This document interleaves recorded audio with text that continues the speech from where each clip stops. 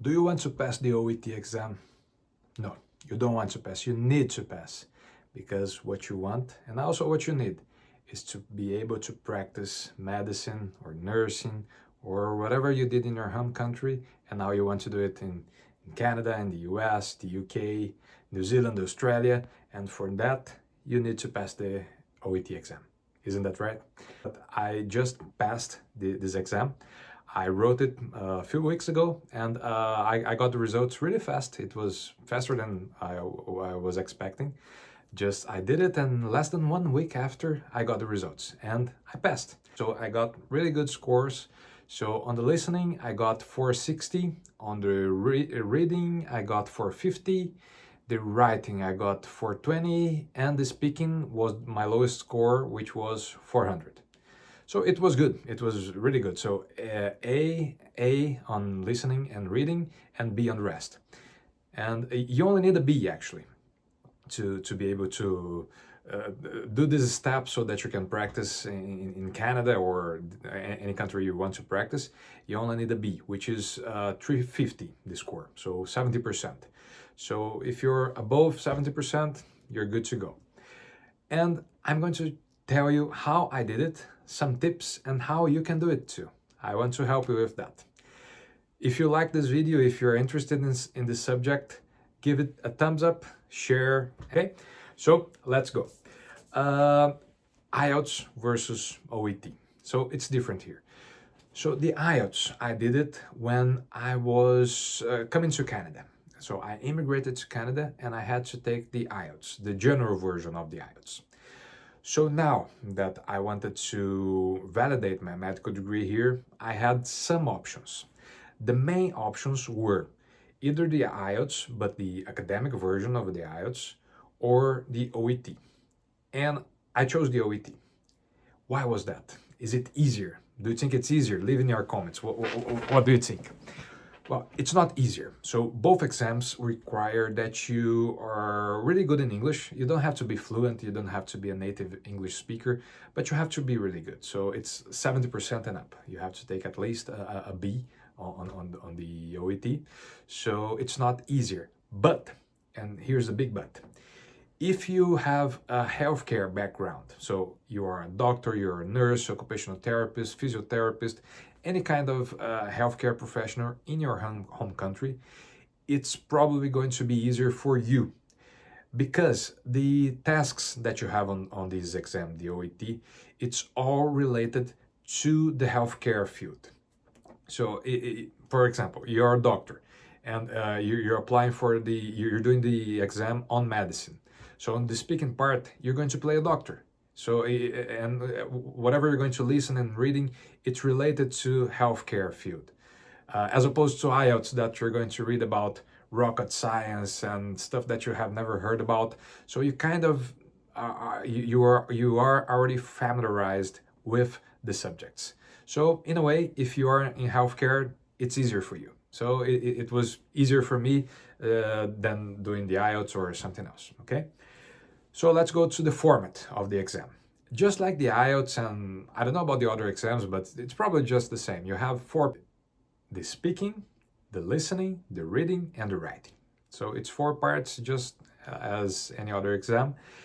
And so let's go each at a time. So the speaking part. The speaking part, you do it a few days before the rest of the exam. So you schedule it separately. And you do it through Zoom. You get a Zoom call, and you're gonna play a role. So if you're a doctor, you're gonna play a doctor. If you're a nurse, you're gonna play a nurse, and so on and so forth. And the other person, the person who's talking to you, it's he or she is an actor. So that person is not the person who is evaluating you. You're being recorded, and then someone else will see that and score you, okay? So in the beginning, you talk a little bit to that person just to familiarize yourself with her voice. In my case, it was a woman, so with her voice. And you talk about generic stuff. What's your name? What do you do? Give me your background and things like that. So just you get more, you feel more comfortable and more confident, okay? And after that, you get your role card. There are two row cards that you get. So first you get one, and then you have 3 minutes to prepare. You read that row card, and for example, oh, you're seeing at your clinic an 86-year-old patient who's complaining about back pain. And then you have your tasks that you have to do. So, for example, explore the patient's reason for coming to the clinic. Explore which medication he's taking. Talk about management of back pain. Ask if you can examine and things like that. You have some tasks that you have to complete, and it's very important that you complete those tasks. So, and you do it twice. You have 5 minutes to that conversation. You have 5 minutes, so 3 minutes to read, and then 5 minutes to complete that conversation, right? So, this was my lowest score actually, and I was kind of surprised because I think I was going to get a better score. And the reason why I think I didn't get the score that I was expecting was because I talked too much. So on my second row, it spoke about insomnia. So, and it's a subject that interests me. So I started talking things that weren't on the script. So 5 minutes went and I didn't finish all the tasks. So I believe that was the reason why I didn't get a higher score. That being said, when you're practicing for your exam, try to time manage. So don't talk too much. Talk what your tasks ask you to talk about, but also don't try not to sound like a robot. Okay, try not to sound like if you're reading from a script, because it's a conversation. It's an actual conversation. All right. So next, it's the listening. So when you start the exam, either at home, because you can do it at home, or you can do it at the test center.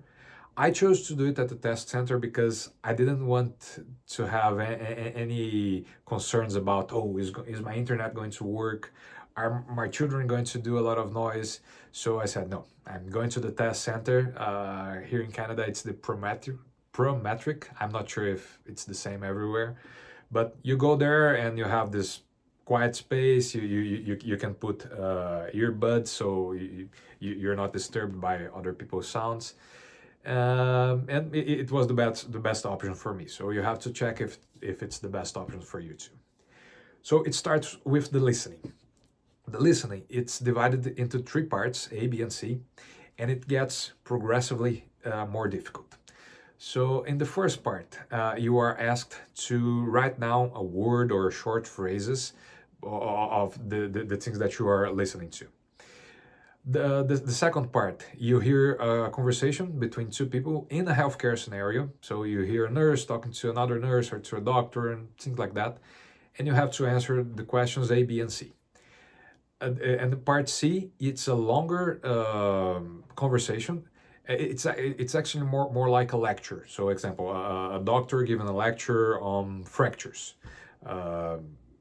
hip fractures, and then you have to write down the answers A, B, and C. So I got a 460 here, which is really good.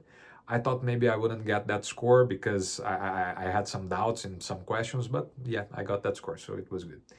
The next part, it's the reading.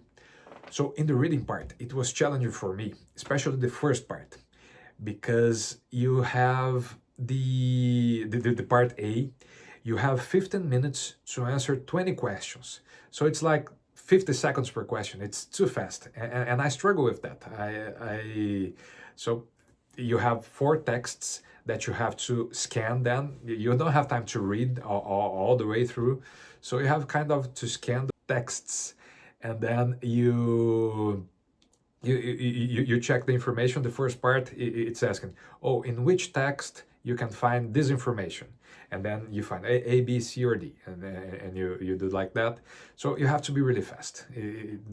That was kind of difficult for me. Okay, just something that I remember about the listening part, although we are already in the reading, but just something that I remembered about the listening, which I think it's relevant here. In the listening part, what I found more difficult, and it may be different for you. Maybe you have the ability to do it, but for me it was more difficult. It's multitasking. So you have to listen to the question, you have to read the options that you have there, and you have to mark your answer all kind of this at the same time. And I am terrible at multitasking, so it was challenging for me, but it worked fine. The reading, I think it's basically that. Okay, one thing important. After you finish part A, you have an optional break of 10 minutes. I would recommend for you to take that break. You go to the washroom, you put some water on your face, you drink a little bit of water, try to breathe. It just relaxes you, but don't forget to go back soon because it's only 10 minutes, all right? So after that, you start part B and C of the reading. Part B and C, you have so much more time than part A. You have 22 questions and you have 40 or 45 minutes. I may be wrong there. You might just look at the OET website, but I think it's 45 minutes you have to do these 22 questions. And I was thinking, why couldn't I have just 5 minutes from that time in part A? Because part A, you have to hurry up so much. So part A is kind of like a sprint, whereas part B and C, it's kind of like a marathon. It's much more about comprehension.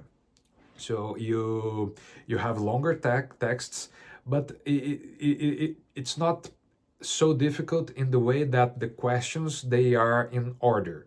So he's going to ask you, in the first paragraph, where you can find this information. And then the next question, in the second paragraph, this word refers to, and then you kind of can read it, not all at once, but you can read step by step. Okay, so the writing part of the test. And this was the one that I was most concerned about, because even for English, native English speakers, the writing part is challenging because you have to write down the way that they want you to write. It's not just write anything that you want, it's the way that they want you to write. So it's very structured, very standardized. So you have to learn how to do that, okay?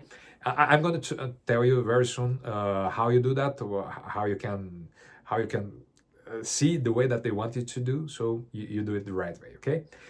So the writing part, I was reading on Reddit, this guy, and he's a native English speaker, but he had to do the OET because he did medicine abroad. So he said, oh, I went really well on the speaking, listening, and reading. But the writing part, I got 350, which was just enough to pass.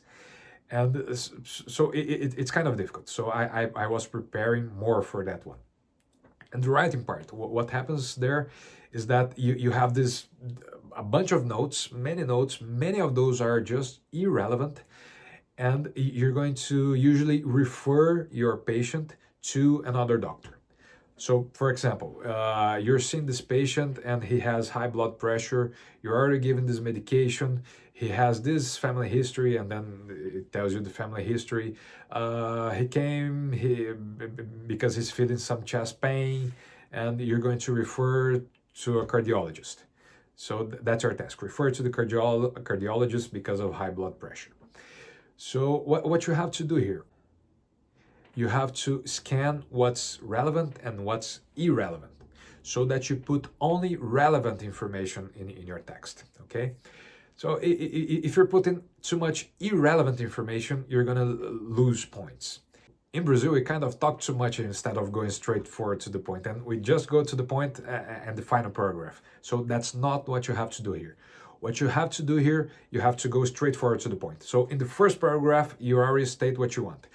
I am writing to refer Mr. Smith for his uncontrolled high blood pressure. And then in the last paragraph, you kind of take that first paragraph and rewrite it so that you close everything. That's pretty much it. And I got a 420 here, which is a good score. You have only to take 350 to pass. And how did I study? I'm going to tell you how exactly I studied. So which materials I used and what you can do as well. When you enroll for the OET exam, you get free access to 5 sample tests. Those are very similar to the real stuff. So do those tests, do those 5 tests. And then you're gonna think to yourself, okay, I'm doing it. I can correct the reading and the listening. What about the speaking and the writing? How am I gonna do it? And what I did, and I think it worked for me, and it probably will work for you too, is use ChatGPT or any other AI that you like. So what I did, I opened the voice part of the ChatGPT and I said, okay, you're going to play a patient. This is the row card for the patient. This is the row card for me. And I'm going to play the doctor.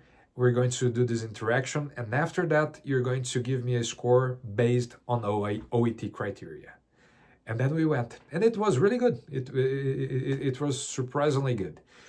I did the same about the writing.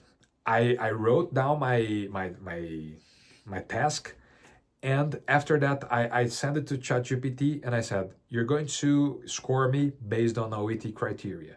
And then it scored me and it corrected the things that I had to correct and things like that. And it worked well. I think it's a useful tool. Other than that, I watched some YouTube videos about OET. The one that I found most useful was E2. So they have a bunch of free YouTube videos that you can watch. You can also subscribe to their account and log in. It's very useful too. I didn't use the paid version, but if you're not as confident, it probably is a good idea for you. And well, that's pretty much it. I hope you enjoyed this video. I hope you already gave a thumbs up and subscribe. I'm always talking about medical stuff and interesting stuff. And if you're doing OET soon, I wish you the best of luck. See you.